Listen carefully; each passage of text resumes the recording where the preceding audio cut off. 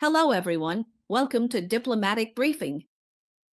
Reuters, citing sources familiar with the matter, reported that after the phone call between the Chinese and U.S. presidents, China has issued temporary export licenses to rare earth suppliers for the three major U.S. automakers, with some of the licenses valid for 6 months. A spokesperson for the Chinese Ministry of Commerce stated that rare earth-related items have both military and civilian uses, and implementing export controls on them is in line with international practices. China implements export controls on rare earth-related items in accordance with the law, with the aim of better safeguarding national security and interests, fulfilling international obligations such as non-proliferation, and demonstrating its consistent stance of firmly upholding world peace and regional stability. The spokesperson said that China has also noticed that, with the development of industries such as robotics and new energy vehicles, the demand for medium and heavy rare earths from various countries in the civilian sector is continuously increasing. As a responsible major country, China fully takes into account the legitimate needs and concerns of other countries in the civilian sector and reviews export license applications for rare earth-related items in accordance with laws and regulations. China has already approved a certain number of compliant applications according to the law and will continue to strengthen the approval process for compliant applications. China is willing to further strengthen communication and dialogue on export controls with relevant countries in order to facilitate and promote compliant trade. However, the Ministry of Commerce did not specifically mention whether the licenses have a time limit or other conditions. But does this mean that China has made a major concession? Obviously, Reuters' report does not think so either. The report said that it is still unclear what the specific approved quantities or items are, and it is also unclear whether this means China is prepared to relax the rare earth export license process. Industry groups have stated that the process is cumbersome and has already caused supply bottlenecks. In April, China decided to impose controls on the export of various rare earths and related magnets, affecting the core supply chains of global car manufacturers, aerospace manufacturers, semiconductor companies, and military contractors. Reuters quoted analysts as saying that rare earths have become a more effective and targeted trade war weapon for China, and this strategy is essentially fighting fire with fire, mirroring the export control policies the U.S. has long used against China. At the same time, some Western companies are concerned that the export licensing system established by China will make the global flow of rare earths and the supply chain completely transparent to Chinese authorities. In April this year, after U.S. President Trump imposed abnormal and hefty tariffs on China, the Chinese side quickly responded with countermeasures, including export controls on a range of critical minerals and rare earth magnets. Industry insiders have revealed that China is in the process of establishing an export licensing system. Recently, Reuters cited sources reporting that, with the introduction of export control policies, China has already implemented a tracking system for the rare earth magnet industry. According to insiders, China's tracking system came into effect last week, requiring manufacturers to submit additional information online, including transaction volumes and account names. The report states that this indicates China has developed a better and more targeted weapon for the trade war. Industry executives and analysts say there are signs that China will approve more exports, but it will not remove this tracking system. China's export licensing system is modeled after that of the United States, allowing it to gain unprecedented insight into supplier bottlenecks in areas ranging from electric vehicle engines to missile flight control systems. Xu Junwei, a scholar at the Beijing-based international relations think tank Guodwan think tank, said that China was initially inspired by the comprehensive sanctions system of the United States, and since then, China has been working to establish its own export control system as a last resort. Over the past 30 years, China has consistently held a dominant position in rare earth mining and refining. According to Reuters, during Trump's first term, China had already begun to build its own counter-sanction capabilities, while investing the equivalent of billions of US dollars to develop workarounds for US policies. Noah, a senior advisor at the US think tank Rhodium Group. Beijing speculated that the speed of approval is a very clear signal, showing that China is sending a message and at the same time applying pressure to prevent further US-China trade negotiations from resulting in new technology control measures. At the same time, some European and American business executives have warned that even if China speeds up export approvals in the future, this new export control system will give China an unprecedented understanding of the global rare earth supply chain, including how companies from different countries deploy and process their rare earth materials. Because of the complexity of supply chain operations, other governments have no way to gain this kind of insight. For example, the report mentioned that a lobbyist representing Japanese suppliers said that hundreds of Japanese suppliers need China to approve rare earth magnet export licenses in the coming weeks to avoid production disruptions. In addition, analysts are facing the daunting task of tracking the speed of China's approvals. Corey, a critical minerals analyst at Demolish Consulting, Fumes said it's almost impossible to know how many applications have been approved, because the information isn't made public, and these companies don't want to confirm it openly either.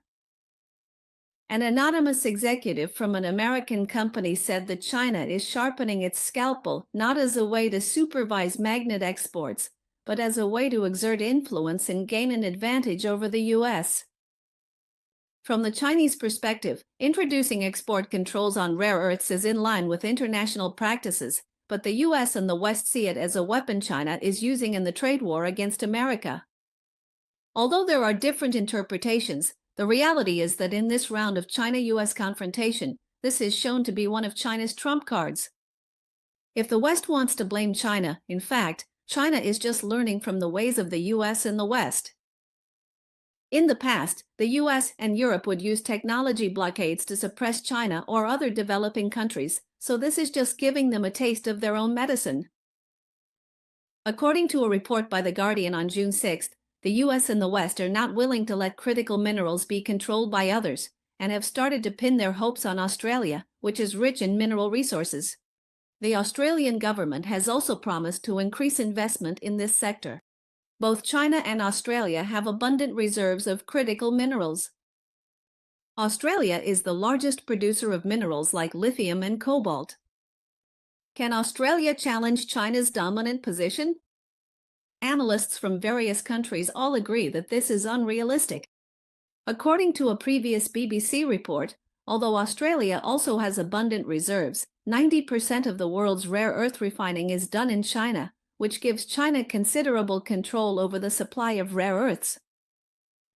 According to data from the International Energy Agency, in 2023, China accounted for over 60% of the world's rare earth mineral production, but its control over the processing stage reached 92% of global output. China holds an almost monopolistic control in the global rare earth processing sector.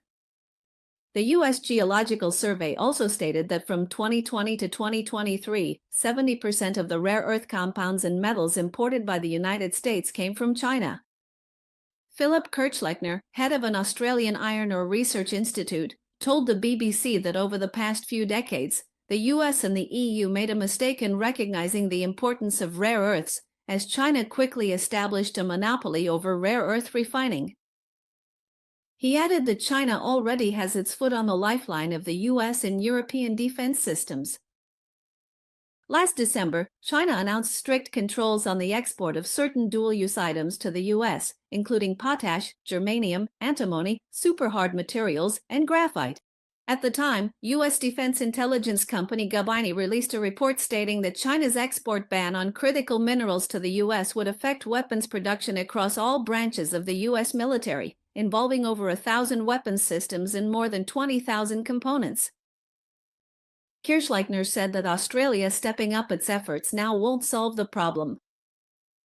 He pointed out that the fundamental issue is that even if Australia stockpiles more critical minerals, the refining process for rare earths will still largely be controlled by China.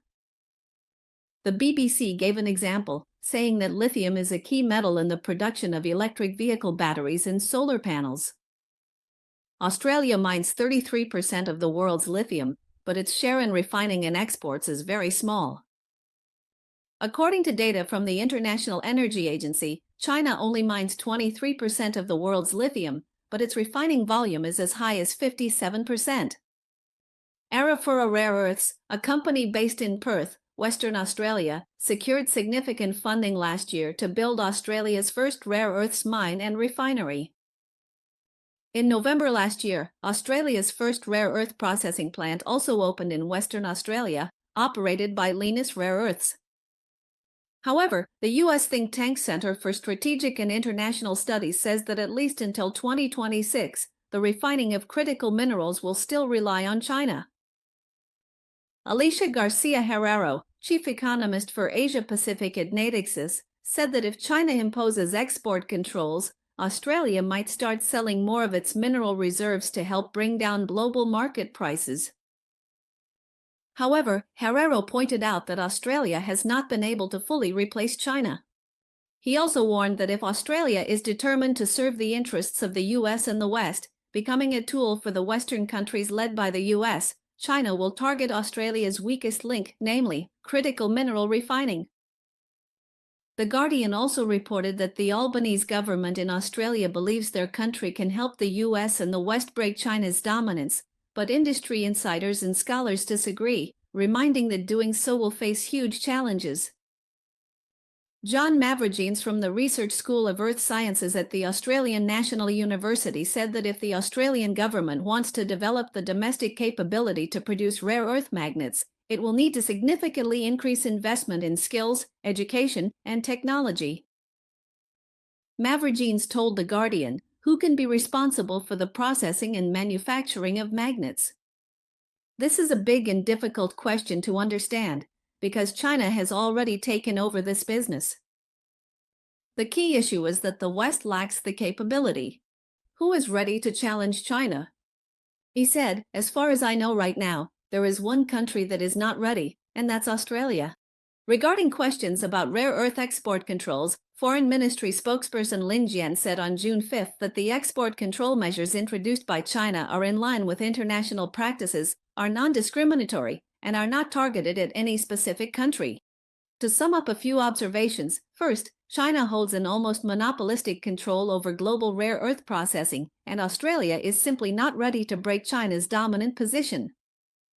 Second, the global industrial chain has always had its own division of labor.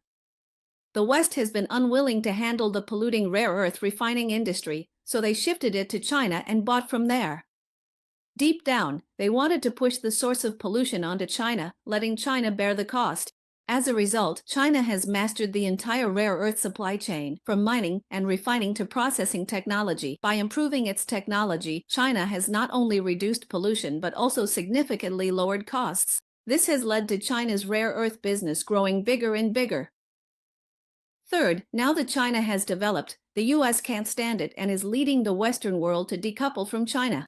They call it de-risking, but at its core, it's really about de-Sinicization, trying to exclude China from the global supply chain. But is that really so easy to do? In the past, we only heard about the US and the West imposing sanctions and embargoes on other countries. Now, China also has similar strength and capabilities in certain areas, and both the US and the West will have to start getting used to it. Fourth, if the US hadn't taken the lead in using some underhanded tactics against China, everyone could have worked together happily and made money. There wouldn't have been any trouble at all. In the end, the US and the West have only shot themselves in the foot.